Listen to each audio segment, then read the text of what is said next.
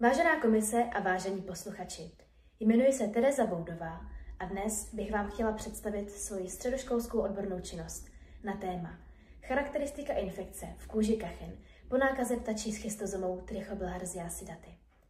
Svůj výzkum jsem prováděla na katedře parazitologie Univerzity Karlovy pod vedením doktora Martina Mayera. A nyní se můžeme přesunout na samotnou prezentaci. Nejdříve vás seznámím s cílem a hypotézou mé práce. Dále vám blíže přiblížím mnou vybraný modelový organismus Trichobilharziasidaty. Poté se podíváme na metodiku, kterou jsem celou práci prováděla. A dále vám sdělím výsledky a na závěr celou práci shrnu. Cílem mé práce bylo popsat nákazu v kůži kachin po nákaze ptačí motolicí Trichobilharziasidaty, a to konkrétně ve 3 časových intervalech od počátku infekce, v 5, 24 a 48 hodinách od nákazy. K tomuto pozorování jsem dále použila světelný a fluorescenční mikroskop.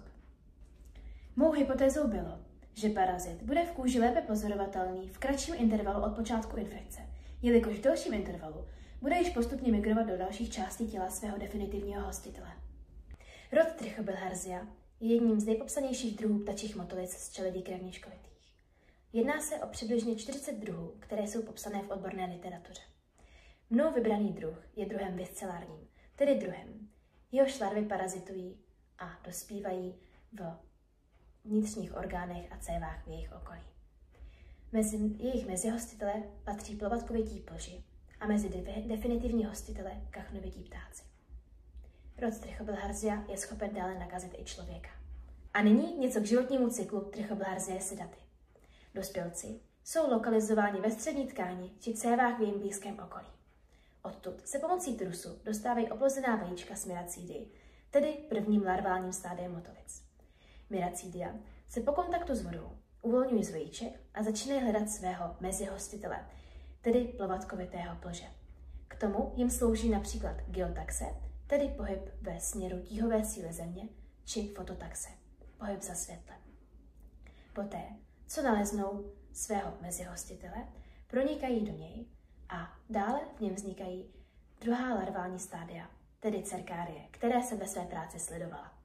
Cerkárie opouští tělo mezihostitele a dále pomocí fototaxe, jak jsem zmínila, pohybu za světlem, hledají svého definitivního hostitele, tedy kachnovitého ptáka. Do něj se dostanou skrz pokožku, kde vznikají již poslední larvální stádia motolic, tedy schistozomula, která dále migrují opět do střevní tkáně, kde se dále rozmnožují. A nyní něco k metodice mé práce. Celý výzkum jsem prováděla v laboratořích katedry parazitologie Univerzity Karlovy. Nejdříve jsem odebrala cerkárie z plovatkovitých plžů. Dále jsem provedla nákazy skrz kachní kůži.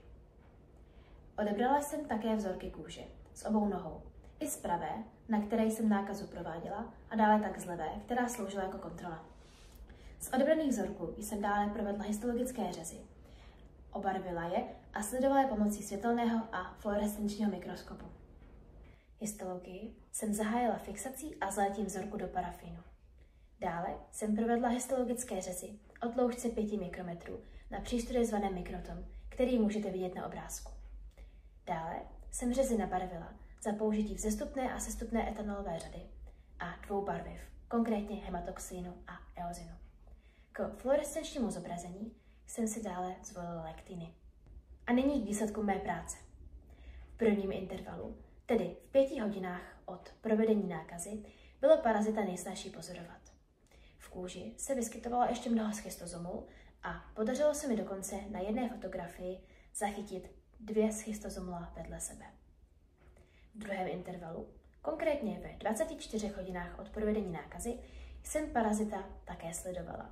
Bylo to však náročnější a už schistozomů bylo v kůži méně, což můžeme právě dosvědčit tím, že už parazit migroval do dalších částí těla svého hostitele. V posledním intervalu, konkrétně ve 48 hodinách od provedení nákazy, se mi již nepodařilo žádného parazita sledovat. Jak jsem zmínila před chvílí, bude to tím, že parazit začal migrovat do střevní tkáně a v kůži se tedy již nevyskytoval. Ve svém výzkumu jsem dále pozorovala cerkárie jako takové. Mým úkolem bylo je nafotit a obarvit jejich sekreční žlázy, které potom slouží k průniku do definitivního hostitele, což můžeme pozorovat na obrázku. Na obrázku vlevo můžeme vidět cerkárii Trichobilharzia sedaty a na obrázku vpravo můžeme vidět cerkárii již s obarvenými sekrečními žlázami. Cerkárie a jejich sekreční produkty jsem pozorovala dále i pomocí fluorescenčního mikroskopu. Pomocí mikroskopu můžeme sekreční žlázy pozorovat jako výrazně červené části, což můžeme vidět na obrázku vpravo. Na obrázku vlevo můžeme vidět jednu a tu samou cerkárii, pouze pod světelným mikroskopem. Sekreční žlázy můžeme pozorovat jako růžové části cerkárie. K dalšímu pozorování cerkárií pomocí fluorescenčního mikroskopu jsem využila právě eozin, který zapříčinil diferenciaci jader. Parazita můžeme tedy pozorovat na obrázku vlevo jako výraznější shluk modrých jader. Na obrázku vpravo je to ta část, která je naopak tmavší a méně výrazná. V mé práci se mi podařilo pozorovat parazita Trichobilharzia sedaty ve 3 časových intervalech od nákazy, v 5, 24 a 48 hodinách od provedení infekce. Dále se mi podařilo naplnit mou hypotézu, že parazit bude v kůži pozorovatelný lépe v kratším intervalu od infekce než v delším. Je to způsobeno tím, že parazit v delším intervalu od nákazy začíná migrovat do dalších částí těla hostitele a v kůži již tedy není pozorovatelný. Dále se mi podařilo pozorovat cerkárie pomocí světelného a fluorescenčního mikroskopu a objasnit tak celou tuto problematiku. Můj výzkum přispěl k popisu a pochopení rané fáze nákazy Trichobilharziou sedaty v kůži kachen jakožto definitivním hostiteli. Dále pomohl potvrdit hypotézu, se kterou se můžeme setkat v dalších odborných pracech. Další výzkum by se mohl věnovat například popisem další migrace tohoto parazita v těle kachen a projevům či detekci v orgánech. Toto je z mé práce a prezentace všechno. Moc vám děkuji za pozornost.